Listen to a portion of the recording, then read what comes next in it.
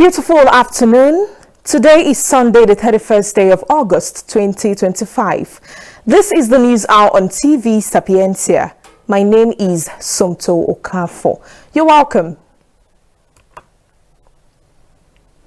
The Socioeconomic Rights and Accountability Project, SERAP, has urged the federal government to urgently reverse the new passport fees announced by the Nigeria Immigration Service, NIS, describing the increase as arbitrary, unlawful and discriminatory against poor Nigerians.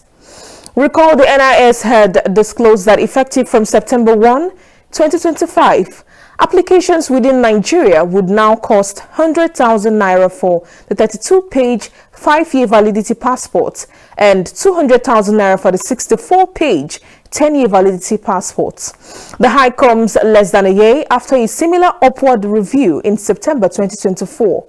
However, in a letter obtained by newsmen on Sunday, dated August 30, 2025, and signed by its Deputy Director, Kolawole Oluwadari, SERAP said the decision would amount to a denial of access to passports for millions of socially and economically vulnerable Nigerians. He noted that the Minister of Interior, Olubunmi Tunji-Ojo, and the Comptroller General of the NIS, Kemi Nandap, failed to balance the need for revenue with citizens' rights. He further cautioned that the unlawful increase in passport fees at a time the country is facing economic and financial crisis would contribute further to the improvement of the population.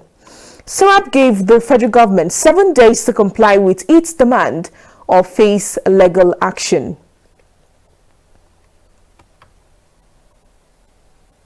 The Enugu Electricity Distribution Company, EEDC, has announced a 2-day planned power outage in Anambra and Enugu states on Sunday and Monday.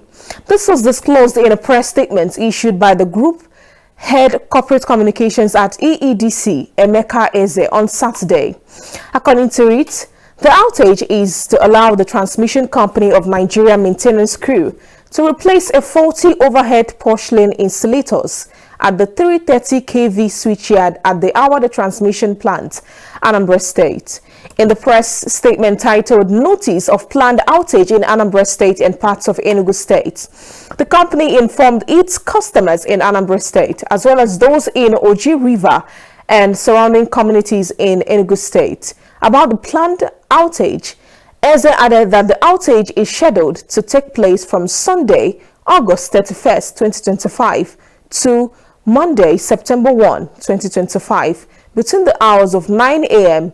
and 6 p.m. daily. The Minister of the Federal Capital Territory, Nyesom Wike, has hinted that the suspended governor of Rivers State, Sir Siminalayi Fubara, will be reinstated on September 18. He disclosed this after casting his vote during the local government area elections conducted by the Rivers State Independent Electoral Commission. Wike noted that the expiration would pave the way for the State House of Assembly to resume its legislative duties. The minister said the conditions were right for lifting the state of emergency since both state and local governments now have representation. Recall that President Bola Tinubu had earlier imposed the emergency rule in Rivers to prevent a political crisis, suspending Governor Siminalayi Fubara, his deputy, and the State House of Assembly for 6 months. The Katsina State government has announced the revocation of the licenses of all private and community schools operating across the state. This is contained in a circular issued by the State Commissioner for Basic and Secondary Education, Zainab Musa Musawa. The News Agency of Nigeria reports that the circular was issued in Katsina on Saturday by the Public Relations Officer of the Ministry, Sani Danjuma. According to her, in light of these changes, all private and community schools in the state are directed to note that all existing licenses were terminated effective from August 13, 2025, as approved by the State Executive Council. According to her, the exercise is designed to enhance supervision, promote accountability, and ensure the delivery of quality education in line with the state government's commitment to educational excellence. Musa was stated that schools were expected to resume normal operations while the process of registration and annual renewal of licenses was ongoing. She reaffirmed the ministry's dedication to safeguarding the future of the children by upholding global best practices in education delivery across Katsina State. The Kaduna State Police Command says it has launched a full-scale investigation into an alleged political meeting linked to former Governor Malam Nasiri El-Rufai, which reportedly degenerated into violence and sporadic gunshots. It was earlier reported that suspected political thugs disrupted the inauguration of a Kaduna Position Transition Committee on Saturday, attacking participants and damaging properties. The committee included an APC faction opposed to the state leadership, alongside PDP, SDP, NNPP, LP and ADC members. The incident, according to the command, occurred after the political gathering, said to have been convened under the platform of the African Democratic Congress Coalition, without prior notification to security agencies. The State Command's Police Public Relations Officer, DSP Mansen Hassan, in a statement issued on Saturday, noted that despite repeated warnings, the organizers went ahead with the meeting, a development that allegedly created a fertile ground for thugs to unleash violence. He explained that preliminary findings showed that political gangsters and thugs attached to the former governor were involved in the shooting that disrupted public peace and order in the state. Hassan noted that the command would not spare anyone found culpable, no matter how highly placed, warning that nobody was above the law. The police further disclosed that it had approached the ADC leadership to clarify the issue. According to Hassan, party officials denied knowledge of such a meeting and distanced themselves from any gathering allegedly linked to El-Rufai.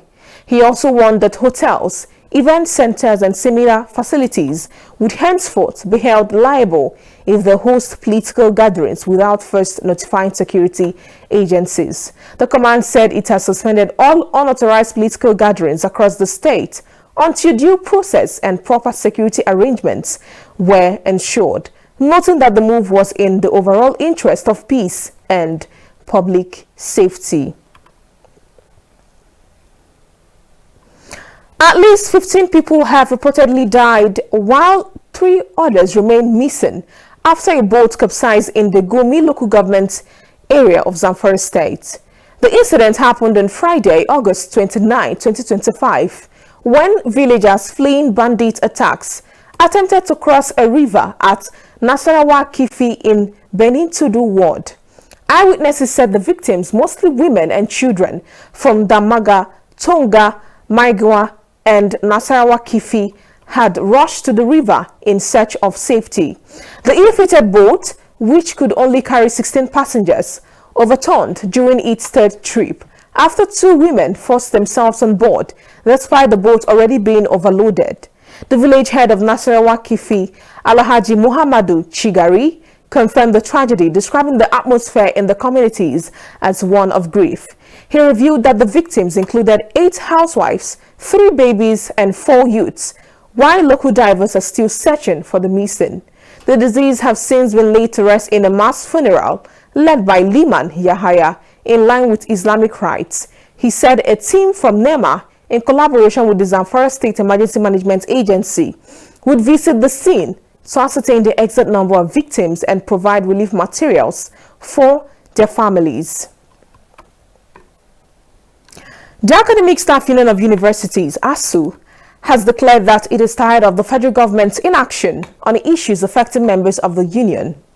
ASUU also gave conditions to accept the counter-offer to the 2009 agreement currently being worked on by the federal government committee, headed by the Permanent Secretary of the Federal Ministry of Education, Abel Enitan. The Minister of Education, Tunji Alausa, had on Thursday said a technical committee headed by Enitan was working on a clean proposal to present to ASUU. The union is currently demanding a review of the agreement for improved welfare of lecturers. Speaking on the counter-offer being proposed by the federal government, ASUU National President Chris Pewuna said only a tangible counter-offer would be accepted by the union. The Sokoto state government has introduced the monthly allowances for imams, the deputies and muezzins across the state, alongside new allocations to Juma Mosque. This was disclosed in a statement issued on Saturday by the Director General of Media and Publicity for Sokoto Government House, Abubakar Bawa, noting it as part of efforts to strengthen Islamic propagation and Quranic memorization among children. Governor Ahmed Aliyu announced the measures on Saturday at the graduation of 111 Quran memorizers from the Sokoto branch of the Sheikh Dahiru Usman Bauchi Foundation. Aliyu explained that the new allowances and mosque allocations were designed to support clerics in carrying out their duties effectively while ensuring that the teachings of Islam continue to thrive in the state. Over 10 victims of a ghastly accident on the Benin-Auchi Highway were rescued on Saturday through the swift intervention of Edo State Governor Monday Okpebholo. The governor, who was traveling with his convoy to Ira in Esal Central Local Government area, met a traffic gridlock shortly after the bypass and alighted to assess the course. According to newsmen, on reaching the scene, he found several passengers in critical condition, many bleeding profusely, while bystanders looked on helplessly. Moved by their plight, Okpebholo ordered his aides to deploy 2 of his security Hilux vehicles to evacuate the victims to a nearby medical facility. He personally supervised the rescue efforts, helping ensure the injured, including a woman with severe wounds, were carried one after the other into the vehicles for urgent treatment. Eyewitnesses said the crash occurred when the driver of a white Toyota Venza drove against traffic, colliding with 3 fully loaded commercial minibuses. The impact left scores injured and caused a massive traffic standstill. Okpebholo stayed at the scene until the last of the victims were taken to the hospital under security escort before resuming his journey. His swift action drew applause from residents, motorists, and sympathizers. On the foreign news, the U.S. Embassy in Abuja and the Consulate General in Lagos will be closed on Monday, September 1, 2025, in observance of the U.S. Labor Day holiday. The U.S. mission announced this in a statement on its X account on Sunday morning.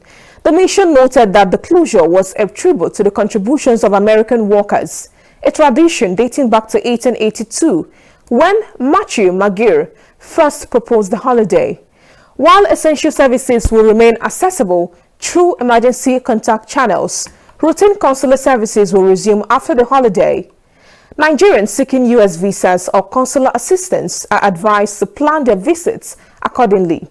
U.S. Labor Day is observed on the first Monday in September and is a federal holiday in the United States. Still on the foreign news, Vice President of the Republic of Colombia, Francia Marquez, on Saturday arrived in Abuja on a 3-day official visit to Nigeria. Accompanied by her spouse, Mr. Rafael Yeni, the Colombian Vice President was received on arrival at the Nnamdi Azikiwe International Airport, Abuja, by senior government officials. Mrs. Marquez's official visit to Nigeria is expected to deepen diplomatic and strategic relations between Nigeria and Colombia, as well as enhance collaboration in areas of mutual interest, including governance, trade, agriculture, energy, education, and security, among others.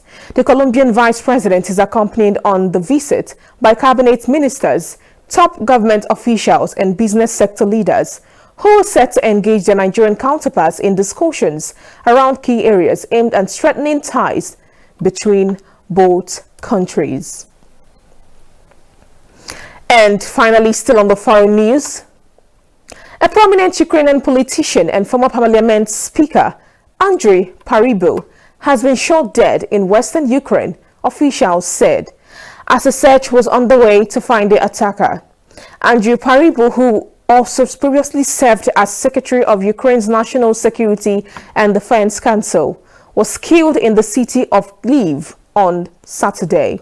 The Prosecutor General's office said a gunman had fired several shots at Paribu, killing him on the spot.